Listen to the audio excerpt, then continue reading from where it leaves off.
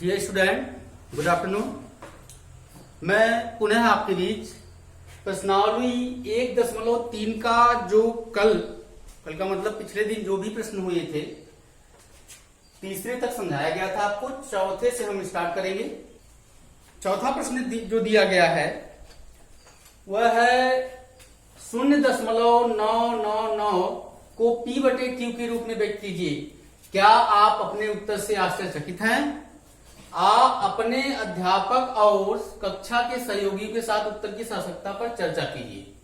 तो सबसे पहले इन्होंने कहा कि P/Q के रूप में व्यक्त कीजिए। P/Q का मतलब P/Q एक परिमेय संख्या होती है। कोई भी परिमेय संख्या P/Q के रूप में लिखा जा सकता है जहां P और Q पूर्णांक हो और Q का मान 0 नहीं हो। तो मैंने माना हुआ परिमेय संख्या x है। x बराबर हमने ले लिया 0.999 मतलब 0.99 ले लिया। क्वेश्चन नंबर 1 डाल दिया। पुनः हम एक के दोनों पक्षों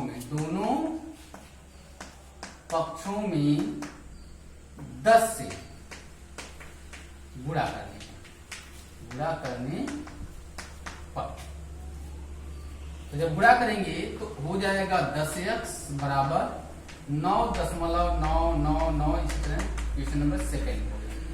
और पहला इक्वेशन था आपका x बराबर 0.9991। अब इसको हम लिख देंगे यहां पर घटाने पर यहां माइनस होगा।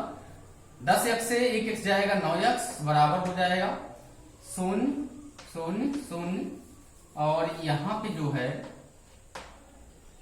ये 9x हुआ था बराबर ये बचेगा 9, अर्थात 9x बराबर 9.00 हो गया। तो x बराबर हो जाएगा 9/9 अर्थात 9 से 9 को काट देंगे तो 1/1 आ जाएगा, अर्थात x बराबर 1 आ गया। और 1 आपको पता है कि एक परिमेय संख्या है, अर्थात अगर x को हमने परिमेय संख्या माना है तो P/Q बराबर 1/1 हो सकता है। जहां पर मतलब P और Q पूर्णांक हो, 1 आपका पूर्णांक है और इसको P/Q के रूप में भी लिखा गया है।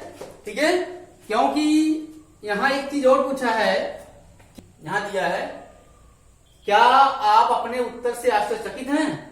तो कहने का मतलब है आश्चर्यचकित होने की कोई जरूरत नहीं है, क्योंकि 1 को परिमेय संख्या के रूप में लिखना होगा तो 1/1 लिखा जा सकता है और 1/1 का मतलब P/Q के रूप में हो गया। अब P और Q पूर्णांक भी है, Q का मान 0 भी नहीं है। तो अतः 0.999 का मतलब जो परिमेय संख्या के रूप में व्यक्त करना था वो 1/1 हो जाएगा, अर्थात एक परिमेय संख्या है जिसको हम 1/1 के रूप में लिख सकते हैं, अर्थात P/Q बराबर 1/1। तो यह आपका चौथा प्रश्न हो गया। ठीक है, पांचवा प्रश्न दिया है निम्नलिखित को P/Q के रूप में प्रदर्शित कीजिए जहां P और Q पूर्णांक है तथा Q बराबर ≠ 0। यही चीज बार बार चर्चा हो रही है। जिस प्रकार मैंने चौथा किया है ठीक उसी प्रकार आपको पांचवें का पहला दूसरा करना है। बस दूसरे में थोड़ा सा हिंट देख लीजिए। दूसरे का जो दिया गया है आपका दूसरा दिया गया है माना हुआ परिमेय संख्या x है। जब हम लिखेंगे इसको x बराबर इसका है ये आपका पांचवें का दूसरा प्रश्न है। तो 0.123 पर बार। तो सबसे पहले हम क्या करेंगे कि चूंकि 3 पर बार है तो इसको अगर लिखना चाहेंगे तो 0.1233 इस तरह से बनेगा आपका। तो इसको हम डालेंगे 1 नंबर इक्वेशन। ठीक, फिर हम इसके समीकरण यहां लिखेंगे। परिणाम या समीकरण 1 के दोनों पक्षों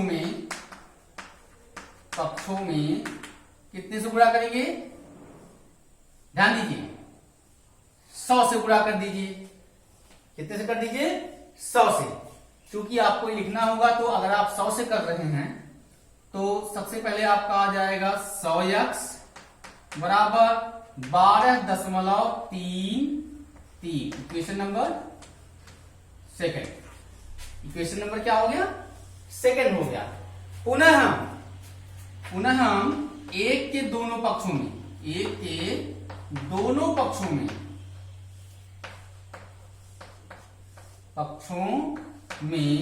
कितने से गुणा करेंगे? 1000 से गुणा करने पर। जब गुणा करेंगे तो ये हो जाएगा 1000x बराबर ये होगा 123.333 इस प्रकार से आपका समीकरण नंबर 3 हो जाएगा। समीकरण नंबर 3 और समीकरण नंबर 2 आपका था 100x बराबर 12.333 इस तरह की आवृत्ति, 3 की आवृत्ति बार बार हो रही है, पुनरावृत्ति 2 पुनरावृत्ति हो रही है। यहाँ पे लिखेंगे घटाने पर, यहाँ लिखेंगे आप घटाने पर घटा देंगे तो 1000 से 100 जाएगा, आपका बचेगा 900x बराबर 000.3 में से 2 जाए 2 में से 1 जाए 111.00 हो जाएगा। ठीक है, तो x बराबर हो जाएगा 111/900। 111/900 x को आपने माना वो परिमेय संख्या x है, तो x परिमेय संख्या इसको p/q के रूप में लिख सकते हैं। p/q बराबर हो जाएगा, काट के छोटा करना छोटा कर सकते हो, 111/900 हो गया। ठीक है, अगर इसको काटेंगे 3 त्रिक का 9, 2 11 3 सत्ते 21, 3 त्रिक का 9। ठीक, ये हो जाएगा आपका p/q बराबर, पुनः इसको यहां दिखाएंगे तो 37 आपका हो जाएगा 30। अर्थात आप चाहो तो 111/900 भी लिख सकते हो, काट के छोटा करेंगे तो 37/300 हो जाएगा। दोनों में से कोई लिख सकते हैं, कोई दिक्कत नहीं है। तो यह आपका 0.123 का परिमेय संख्या के रूप में निरूपण हो गया, मतलब परिमेय संख्या के रूप में इसको हमने प्रदर्शित कर दिया। इसी प्रकार आप पहला प्रश्न लगाएंगे 5वां का।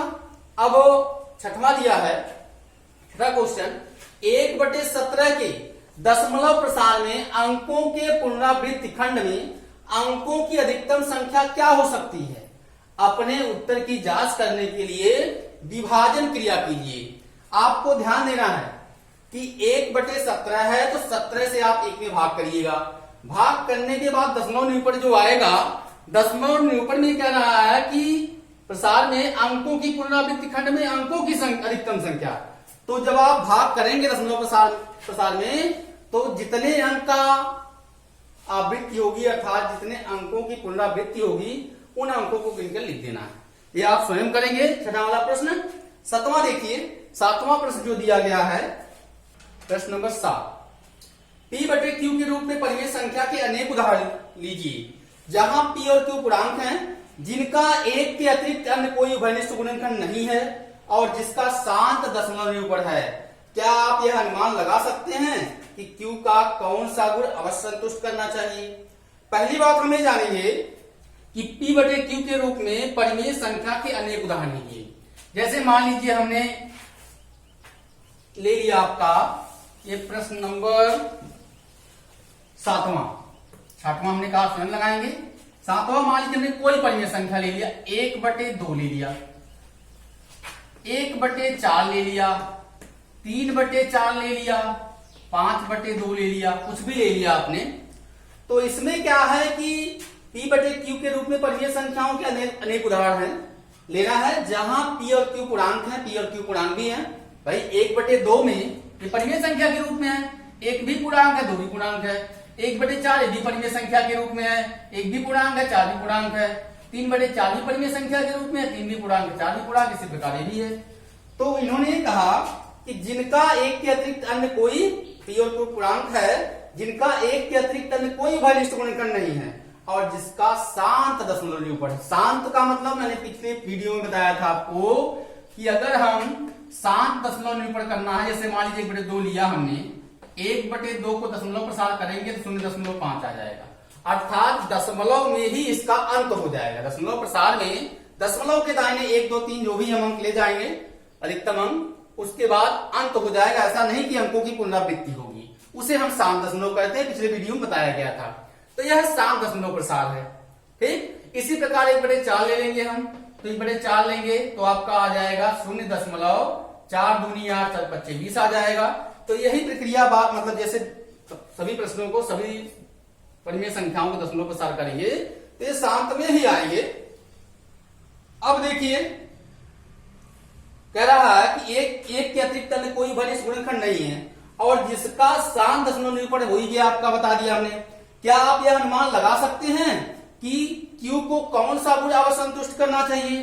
ध्यान यह देना है कि जब हम परिमेय संख्या को P बटे Q के रूप में लिखेंगे तो Q के बारे में, Q को कौन सा गुण अवश्य संतुष्ट करना चाहिए, तो Q की बात करेंगे तो यहां Q जो हो या तो 2 के घात के रूप में 2 की घात n हो, या फिर 5 की घात m हो, या फिर दोनों की घात हो। अर्थात कहने का मतलब है जो P बटे Q परिमेय संख्या है उसका हर Q है, तो Q जो हर है, हर नीचे वाली संख्या वह 2 के गुणनखंड में हो, या फिर 5 के गुणनखंड में, या 2 के घात में हो, या 5 के घात में हो, और या फिर दोनों 2 की घात n जैसे ले लिया, 5 की घात m ले लिया, दोनों में हो। जैसे मान लीजिए हमने एक एग्जांपल लिया, यहाँ 1/2 है, 1/4 है, यहाँ 2 हो गया, जैसे 1/4 को लेंगे तो हम 1/2 की घात 2 कर देंगे। इसी प्रकार अगर मान लीजिए हमने 5/20 ले लिया तो 5/2 गुणे 2 गुणे 5, अर्थात ये हो जाएगा 5/2 की घात 2 गुणे 5 की घात 1।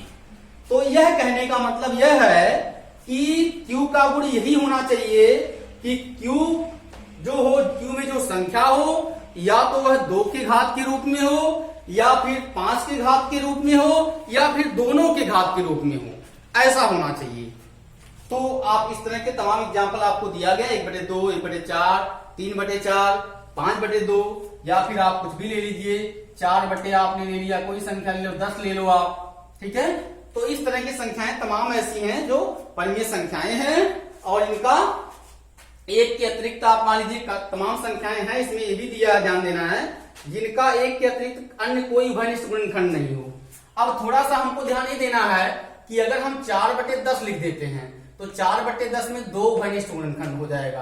तो इस चीज को थोड़ा सा हमको ध्यान देना है कि ऐसा ना हो, इसमें मान लीजिए आप 5 ले लो, कुछ भी ले लो, लेकिन ऐसा ना हो आपका, क्योंकि उभयनिष्ठ गुणनखंड हो जाएगा इसमें। P और Q दिया ना इसमें, जिनका एक के अतिरिक्त अन्य कोई उभयनिष्ठ गुणनखंड नहीं होना चाहिए, ये चीजें होनी चाहिए।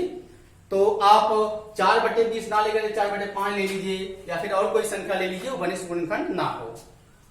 तो इसमें मैंने चौथा प्रश्न बता दिया, 5वें का दूसरा बताया, पहला आप उसी प्रकार करेंगे। छठा हमने समझा दिया भाग दे करके, दशमलव प्रसार में जितने अंकों की पुनरावृत्ति होती है उन अंकों को गिन करके लिख देंगे आप, लिखित भाग करेंगे आप। 7वां बताया है, अभी समझाया हमने इसको आपको, तमाम एग्जाम्पल ऐसे हैं, इसके एग्जाम्पल ही देना था और Q के बारे में लिखना था, तो आप वही लिखेंगे। बार बार हम रिवीजन कर रहे हैं कि Q 2 की घात n तथा 2 की घात n के रूप में हो, या 5 की घात m के रूप में हो, या 2 की घात n गुणे 5 की घात m के दोनों के रूप में, दोनों के रूप में हो सकता है। या तो 2 की घात n हो, 2 के गुणनखंड के रूप 2 की घात में हो, या फिर 5 की घात में हो, या फिर 2 और 5 दोनों के गुणनखंड की घात के रूप में हो। मतलब आधार में जैसे हर में 2 भी होना चाहिए, 5 भी होना चाहिए, 2 या फिर 2 हो जाए, या फिर 5 हो जाए, या फिर 2, 5 दोनों रहे। वीडियो मतलब इस प्रश्न सब प्रश्नावली जो इधर 3 का चौथे से लेकर 7वें तक बताया गया। जो प्रश्न हमने बताया वो ठीक है, जो आपको मतलब छोड़ा गया वो आप स्वयं करेंगे। उसके उपरांत अगर आपको समझ में नहीं आता है तो कमेंट बॉक्स के माध्यम से, दूरभाष के माध्यम से, विद्यालय दूरभाष के माध्यम से हमको सूचित करेंगे या जानकारी देंगे। धन्यवाद।